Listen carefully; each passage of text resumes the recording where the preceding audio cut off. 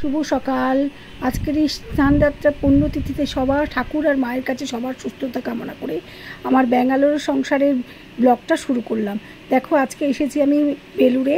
আজকের দিনটা তো অত্যন্ত শুভ, আর খুব ভালো করে তুলতে পারিনি, যতটা পেরেছি ততটা তুলেছি।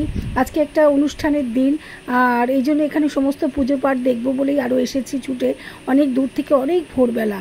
আর যতটুকু তুলতে পেরেছি, কারণ অনেক তো বিধিনিষেধ আছে, আমি বিধিনিষেধ অগ্রাহ্য করে কাজ করার মানুষ নই।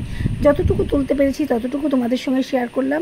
এই যে সিংহ দরজা দিয়ে প্রবেশ করলাম বেলুড়ে, আর ওখানে পূজার্চনা দেখেছি, সেগুলো তো দেখানোর জন্য নয়, ভিডিও করা বারণ, তোমরা ইউটিউবে দেখে নিও।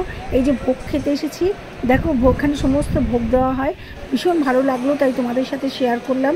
আর আশা করি তোমাদের পুরো ব্লগটা ভালো লাগবে। আর তোমরা যদি দেশ বিদেশে কেউ কখনো সুযোগ পাও এই দিনটায় আসায় বেলুড় মঠে, অবশ্যই এসো, অনেক কিছু দেখতে পাবে, অনেক কিছু জানতে পারবে। ঠাকুরের কাছে, মায়ের কাছে সবার সুস্থতা কামনা করে ব্লগটা আজকে শেষ করছি। খুব ভালো থেকো, সাবধান থেকো, সুস্থ।